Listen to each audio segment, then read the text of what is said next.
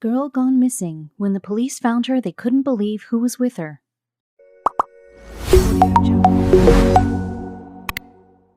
What's more painful than losing your family? A household in Lebanon Junction, Kentucky, thought they lost their precious little one after she went missing for 36 hours.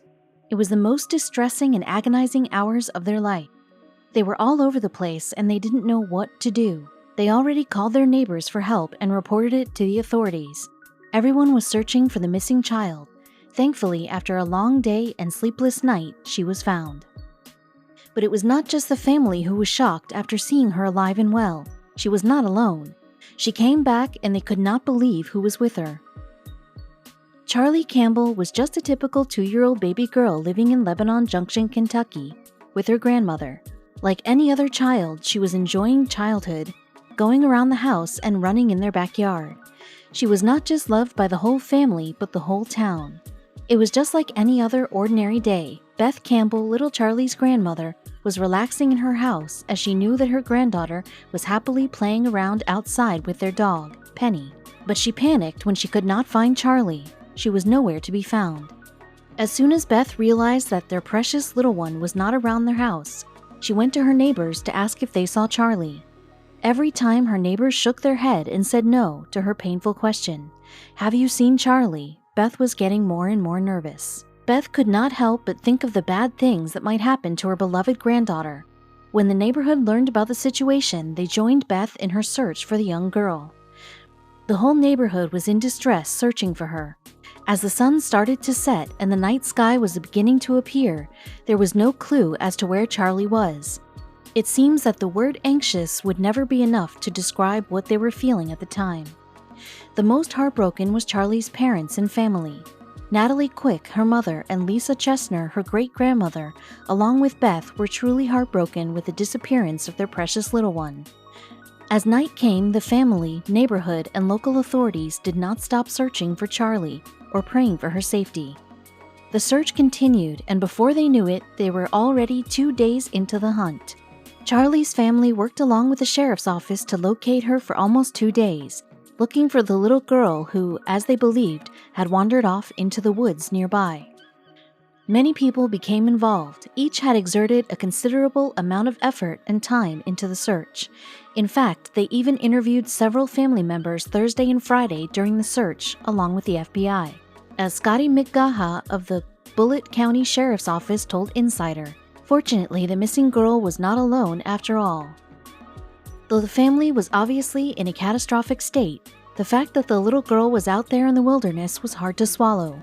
Only the local authorities went into the woods to search for her because they could not risk putting civilians in the same danger. The sheriff, together with the police and the firefighters, went in and out of the woods several times, still not giving up on finding Charlie. But they couldn't help but feel worried when they witnessed and experienced the danger of the wild themselves. The local authorities could not deny that they thought about what may have already happened to the child. The search crews and FBI agents spent hours Thursday and Friday in the heat and humidity. The terrain was also rocky, dangerous, and full of snakes. The police were all equipped and ready to go into the wild and try their luck again, when suddenly one of the neighbors reported the news they'd been waiting for. Charlie was finally found. However, she was not alone. Among all the concern, the first sigh of relief came when the man who first found her, Wayne Brown, he recalled how he had been sitting on his sofa as he was praying for Charlie's return. It was then he saw a blonde-haired girl wandering in his backyard. Brown told the story to the police in detail, describing the little girl's appearance when he saw her. "I seen the dirt all over her, and she had leaves in her hair, and I opened the door and I said, 'Are you Charlie?' And she handed me this bottle. And I said, 'Are you Charlie?' She didn't answer me. She wouldn't say anything." But he was also shocked to see that she was not the only one who emerged from the woods. With Charlie's disappearance, Beth and the whole family did not notice it was not just the child who went missing. There was someone else who was missing, and they hadn't noticed. But when he emerged from the woods with Charlie, they couldn't have been more relieved to find that he was with her. Penny, her dog, was gone too for 36 hours, and when Charlie was found, Penny was with her, and apparently was with her the whole time. The family could not be more thankful that Charlie was not alone in the woods when she was lost. However, little did everyone know that Wayne Brown had pain of his own, too. The news of Charlie's return spread in the neighborhood, and that she was accompanied by her brave pet. The community couldn't help but be amazed with the dog's loyalty and courage. All of them were praying for Charlie's safety, but no one really expected that the precious little angel would be able to find the way home again. With her safe return, everyone was deeply grateful for Penny, because she never left her side. She was the hero of the town. Whenever they told me they had found Charlie, I was just outside myself. I was just so happy, Beth emphasized. Still, she put her faith in Penny. When my dog didn't come home, and my baby wasn't home, she was not going to leave that baby until she got here. This is our hero right here. The family could not help but cry in gratefulness for their little girl's guardian angels. From Penny, who never left her side, to Mr. Brown, who prayed for the child and found her first.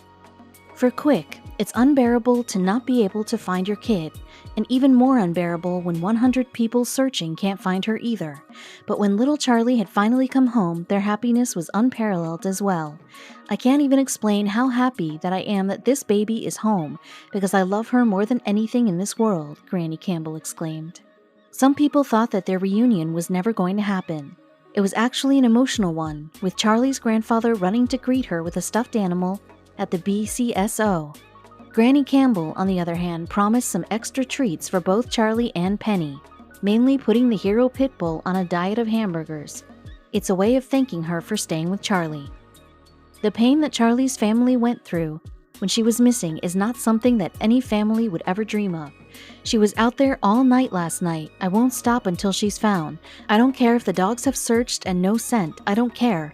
I'll look until she comes back or something, her mother Natalie Quick said. Thankfully, other people also aided in the search. As Bullitt County Sheriff's Office wrote in their Facebook post, "We cannot thank enough the firefighters, EMTs, dispatchers, search teams, other public safety agencies, and the volunteer searchers from the community. Bullitt County residents always step up to help each other. Hashtag Charlie is safe. Hashtag we are Bullitt County." After the encounter with her neighbor, Charlie was transported to Norton Children's Hospital in Louisville. As the sheriff has revealed, she bore no obvious serious injuries. Nonetheless, they emphasized that the girl did look dehydrated and had several tick bites on her skin. Charlie was immediately brought to the hospital for evaluation, being wheeled inside on a stretcher and clutching a stuffed animal close to her chest. The little girl showed no signs of any emotion, but she was silent all the way from her first appearance on her neighbor's porch. Little Charlie may have found her way home, but the people involved still had a mystery to solve. Questions still linger despite Charlie's return. From her disappearance up to her comeback, the circumstances are indeed full of mystery. Nonetheless, Brown maneuvered the tragedy on Friday as he offered water to the lost girl and called 911. It might have ended the search, but it hit close to home for him in yet another heartbreaking reason. Brown had just spent 3 hours searching for Charlie on Thursday, and then on Friday evening he discovered Charlie right outside his house. "I'm convinced that God led her to our porch." Brown spoke of his encounter with Charlie. "They've been everywhere, they've been all over this place, and how did they not find this child? And she just shows up where the search has been. How does this happen?" Brown can't help but ask. His own brother went missing at age 3, but unlike Charlie, the little boy didn't return home. Unfortunately, he was later found drowned in a creek. "My little brother went missing. He'd wandered away from the home, and he had climbed 3 fences. They found him miles away from the house. It was actually my uncle that found him, and he was dead," Mr. Brown recalled. Apparently, his fate with Charlie is somewhat ironic. While the family was in deep pain, the people around them also shared their grief. Even Sheriff Tinnell had his fair share of sympathy. "It was emotional for me. We didn't give up hope, but hope was going down for me," the good-willed officer shared. On Friday afternoon, Charlie's mother expressed how having to deal with this is one of the hardest things she's ever had to do. Bullitt County Sheriff, however, doesn't think that little Charlie was missing in the woods alone for 32 hours. On the other hand, Charlie's great-grandmother tells that there's another side to the story. "It has been the most horrific thing my family's ever gone through. The whole scenario of them taking her and hiding her, and then the FBI shows up, and then they drop her off in the woods, that's ridiculous." Lisa Cheshire, Charlie's great-grandmother, shared. "The whole family was happy they found their baby alive and well. As if what they just went through wasn't enough, they were given another nightmare to survive. To see how my daughter and granddaughter are being painted by Sheriff Tinnell is not fair. Cheshire added. Yet again, they are faced with a new conflict. While Charlie's return is a huge triumph, there are still people who just can't quite let the mysteries go. The Bullitt County Sheriff's Office went out to search for more answers on Saturday. Sheriff Downey Tinnell showed up at Brown's Roy Lane Road property to do a foot search down the hill to Charlie's house. In hopes of finding tracks or scents by using dogs, the BCSO kept on digging for more. Merely seeing the lost girl was not enough for them, especially with their very own experiences on the terrain where she was believed to have been. Come Saturday morning, Charlie's family revealed that their little girl was still in the hospital. Thankfully, the toddler was doing okay. Even Sheriff Tinnell expressed feelings of gratitude. I'm just so happy she's safe and alive. We're blessed she's healthy. She was treated well in the hospital, but Charlie's overall form was not that good.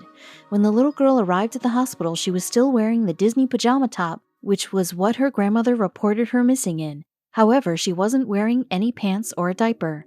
This only sparked more intrigue for suspecting minds. Though he says he doesn't want to speculate, Sheriff Donnie Tinnell thinks that someone is definitely responsible for Charlie's appearance, and that person is close to her. Apparently, the fact that the toddler lived with her grandparents seems sketchy to him. The little girl had scratches on her feet, dirty feet, and ticks on her. She was in those woods for some period of time. It didn't indicate to me she was in there for 36 hours.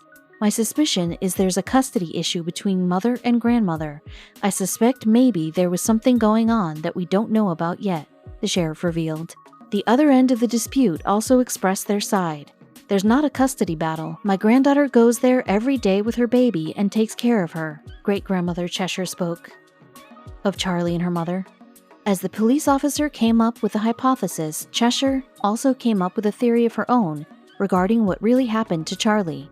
She opened the door. She had just learned how to do the deadbolt the day before, as Cheshire put it simply. Although that presumption is not entirely impossible, there is still an important detail left from the whole picture.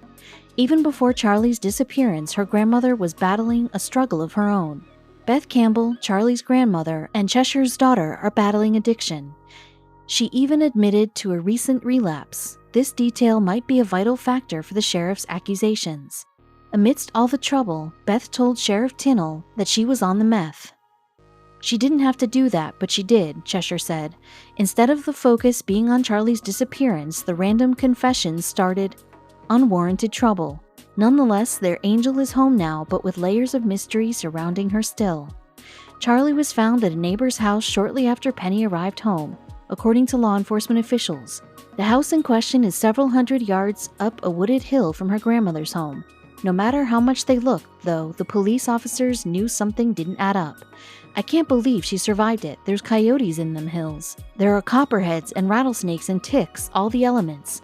And somehow she came out in pretty good shape, Bullitt County Sheriff Donnie Tinnell disclosed. Charlie's disappearance is sketchy enough, but her survival despite deadly risks created more questions than there were before. The amazing survival of little Charlie is far from over. In fact, it continued tonight when she walked up on a porch on Roy Lane Road this evening, Bullitt County Sheriff's Office wrote in a Facebook post on Friday. The homeowners realized who she was and contacted authorities.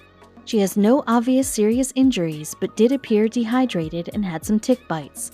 The Facebook post also stated, having Charlie back is excellent news, not only for her family but for the people who have followed the news with them as well. Yet again, there is still more to her story. After wishing for Charlie's safe return, there's a new concern that the people around the little girl are hoping for Charlie to make a full recovery as soon as possible. Cheshire especially can't stop thanking God that her great-granddaughter is safe. She emphasized that Charlie has a normal life and that she has people that adore her. But my daughter definitely needs to get herself together and take care of herself, Cheshire added. This might be a fact in the sheriff's plan for pursuing negligence charges in the case. In the meantime, Charlie is in custody of Child Protective Services. Sheriff Tinnell was firm in his belief that the girl's disappearance is somewhat related to a custody dispute. It was still unclear where Charlie was while she was missing and whether she was outside in the woods the whole time. The sheriff declared that the criminal investigation would continue and that Child Protective Services will also be involved.